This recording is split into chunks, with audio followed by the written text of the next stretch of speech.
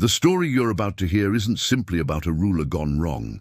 It's about how power, once unmoored from accountability, can bend a civilization's spine until it forgets how to stand. In the quiet after Augustus, Rome wanted reassurance. Borders guarded, taxes steady, order preserved. When Tiberius assumed the purple in 14 AD, he looked like exactly that promise. A disciplined general, a careful administrator, a man who preferred lists and ledgers to spectacles and slogans. Rome exhaled. For a while, the empire held its shape. Policies stayed frugal. The Senate was flattered with formal courtesies. The frontiers did not crack. And yet, beneath the marble calm, something began to tilt, slowly at first, then with unmistakable force. Tiberius had known loss early, and loss leaves seams. A marriage rearranged for politics, a family frayed by duty, a son gone too soon. Those fractures did not announce themselves in public. They deepened in private, where thoughts keep their own counsel. Over the first decade, the emperor's governance remained competent, even prudent, but those closest to him sensed a hardening, trust narrowing to a point, laughter falling out of practice, silence acquiring its own authority. The man who once commanded legions across forests and rivers began to withdraw from the city that fed his glory. In 26 AD, he made a choice that changed everything, not just for himself, but for a world that revolved around his will. He left Rome for the island of Capri, a crown of rock above blue water, close enough to watch the mainland glow at dusk, far enough to place the empire at arm's length. Officially, it was rest. Unofficially, it was distance, an experiment in ruling by letter, by rumor, by the gravity of fear. Villas rose along ridgelines and gardens. Couriers came and went. Decisions were stamped in wax, far from the crowds that used to shout his name. Senators addressed him in careful phrases and waited. The waiting became a method of power. Ancient writers, some bitter, some measured, whispered about what Capri became, not merely a retreat, but a mirror that showed the emperor to himself. There are stories, many of them. Some swell with exaggeration, others have the dry ring of office records. They agree on one point: the atmosphere curdled, flattery was rewarded, scruples were not. Those eager to rise learned the quickest path was through compliance. Those who refused learned how quickly a career, a household, a name could disappear into administrative fog. What makes Tiberius's turning so chilling isn't a single tale. It's the system that formed around him. Informers multiplied. Letters carried accusations like embers drifting over a dry field. The Senate, once Rome's weathered backbone, bent toward safety, and in that curve justice lost its outline. Capri's cliffs watched the sea, Rome watched the palace door. Gossip grew into policy. Policy grew into habit. And habit is the most dangerous shape of cruelty, quiet, orderly, and easy to overlook. If these hidden histories and difficult questions speak to you, consider staying with this series. What follows is the slow unmasking of what power becomes when no one dares to say enough. Tiberius's withdrawal from Rome was not only geographical, it was psychological. The further he drifted from the Senate and the people, the deeper he fell into suspicion. Letters that once conveyed administrative precision began to carry shadows. A senator's hesitation, a general's unguarded word, a friend's laughter at the wrong moment, any of these could become evidence of treason. Fear seeped into Rome like damp through stone. Citizens lowered their voices. Writers sharpened their quills only to burn the parchment after a few sentences. Even silence was unsafe, for silence could be read as disapproval. By removing himself to Capri, Tiberius transformed the capital into a place where everyone watched everyone else. Neighbors became spies, dinner companions, potential informers.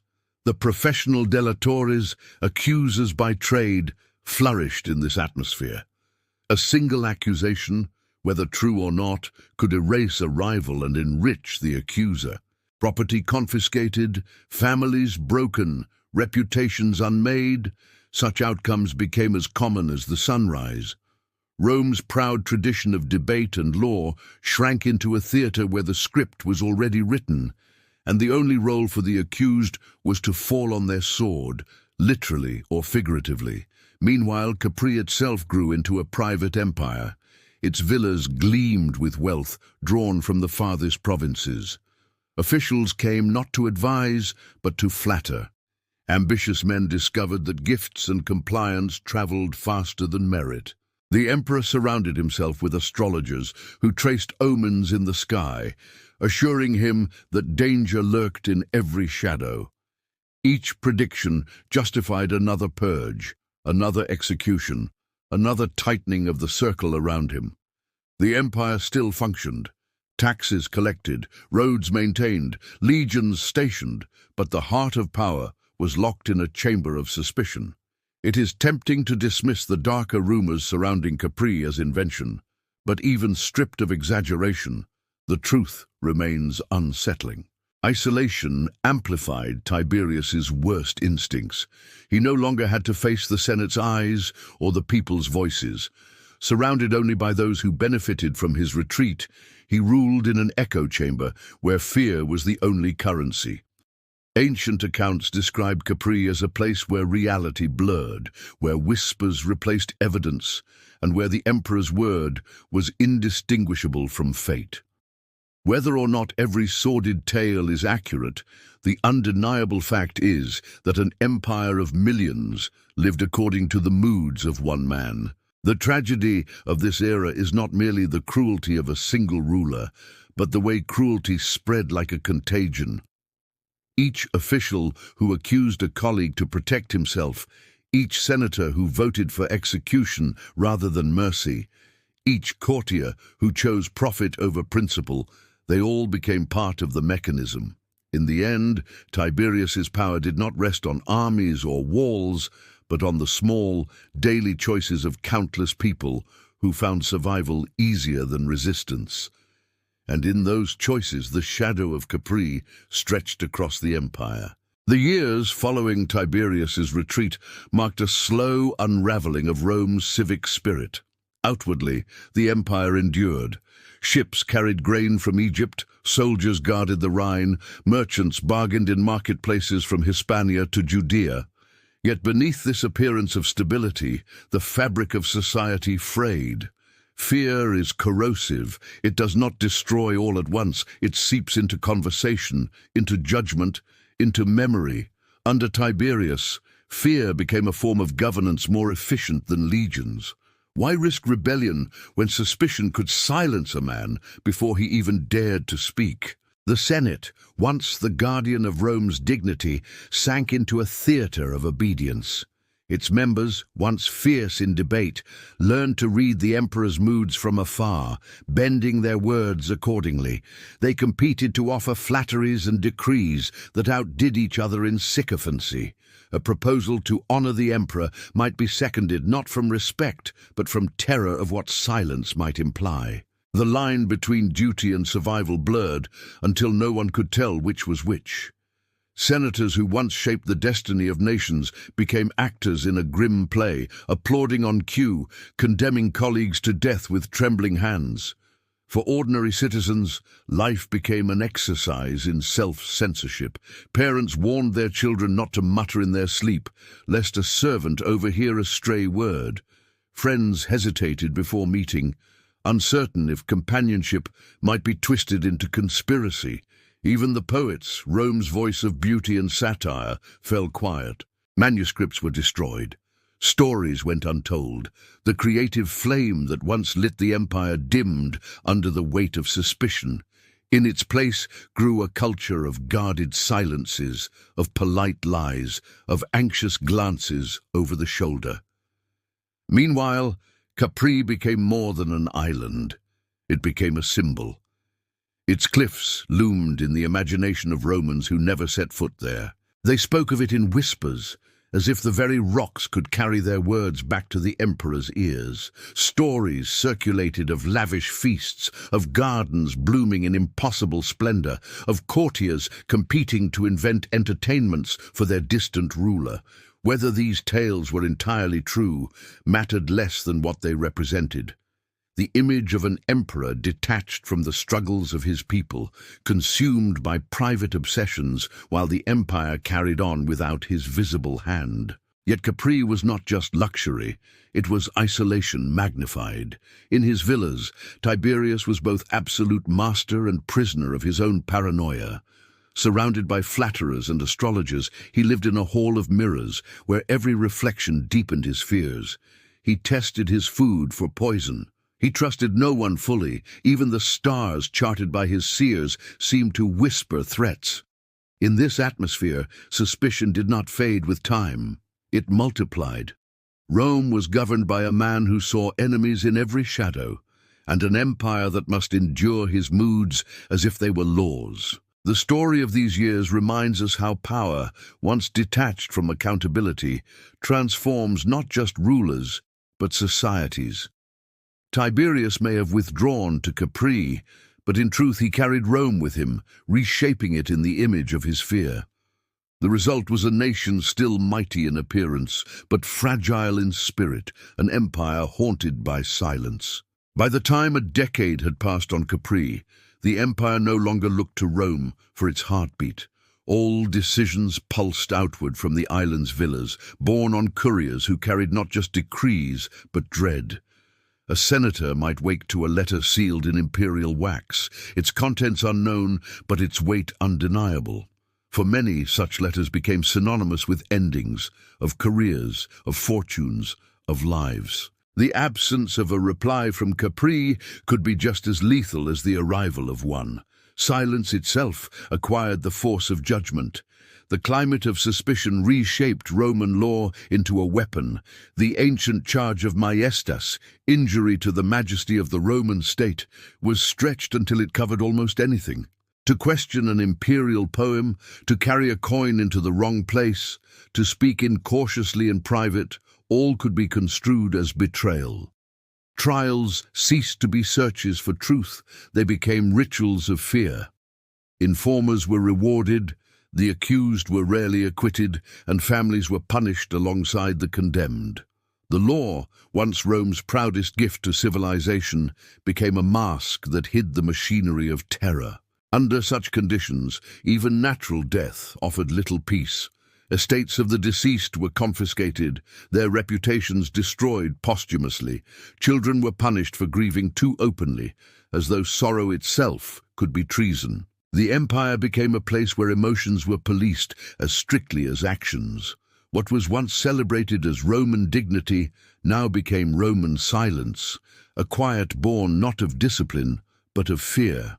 The legacy of these years was not only the suffering of the condemned, but the erosion of trust that bound society together. Amid this darkness, Capri itself became a paradox. Its beauty was legendary, cliffs plunging into blue seas, gardens scented with herbs and flowers, villas built with breathtaking skill. Visitors would have seen a paradise. And yet behind that beauty, stories spread of excess and isolation, of a ruler whose days no longer resembled those of his people. Whether exaggerated or true, these accounts reflected a deeper truth, that the ruler of Rome had ceased to be part of Rome. The island's splendor only sharpened the contrast between the empire's surface prosperity and its inner corrosion. What makes this chapter of history so haunting is not only what Tiberius may have done, but what his rule revealed. It showed how fear can warp institutions, how silence can become complicit, how the habits of cruelty can spread without swords or armies. An emperor's retreat reshaped the daily lives of millions who never set eyes on him. His suspicion became their reality. His isolation became their cage, and through it all, Rome continued to function. Markets opened, legions marched, temples stood. Civilization endured, but its soul grew heavy with shadows. The story of Capri is therefore more than gossip about a distant ruler. It is a lesson about what happens when power exists without witness, when accountability evaporates, and when fear becomes the language of governance. Rome had survived wars and invasions, but here it confronted something more insidious, an empire bending under the invisible weight of mistrust.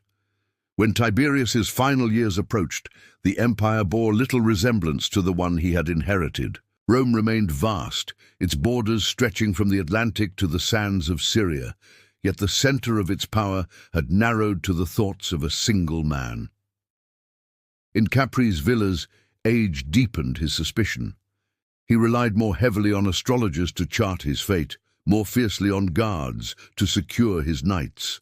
Every shadow seemed a threat, every whisper a plot. The general, who once led armies with discipline, now lived surrounded by paranoia, commanding a world he no longer trusted.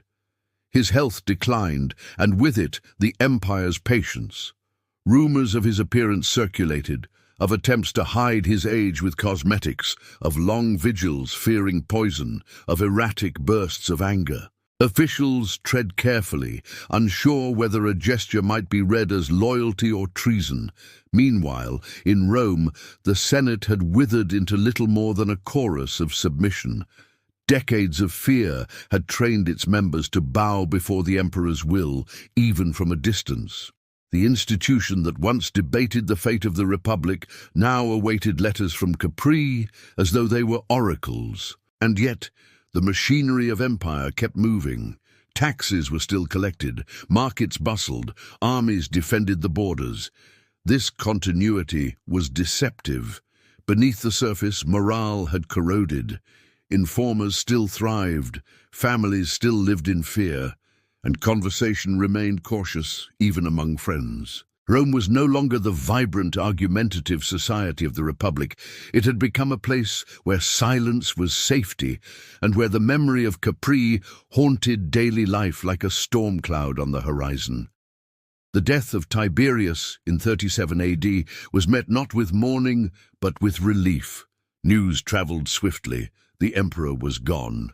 In Rome, the people shouted for his body to be cast into the Tiber, as though the river itself might cleanse the city of his shadow. The Senate hesitated to honor him with the rites of deification, breaking with tradition. Only the intervention of his successor secured a semblance of ceremony. Yet even in death, Tiberius was remembered less as a ruler than as a warning, a symbol of what unchecked authority could become. What lingers from his reign is not only the terror of Capri, but the lessons it left behind. Power without accountability corrodes both the ruler and the ruled. Fear, once woven into daily life, can hollow out the strongest institutions. Silence, when chosen over truth, allows cruelty to spread unchecked. Rome endured, but it endured scarred. Its Senate never regained the dignity it lost. Its people never forgot that an emperor could turn his empire into a prison of suspicion. And history never ceased to measure tyrants against the darkness that began on that island. So when we speak of Tiberius, we speak not only of a man, but of a mirror. He reflects what can happen when the limits of power are erased, when fear replaces trust, when society bends until it forgets how to stand straight again. His reign is not just Rome's story. It is a story for every age that forgets how fragile civilization truly is.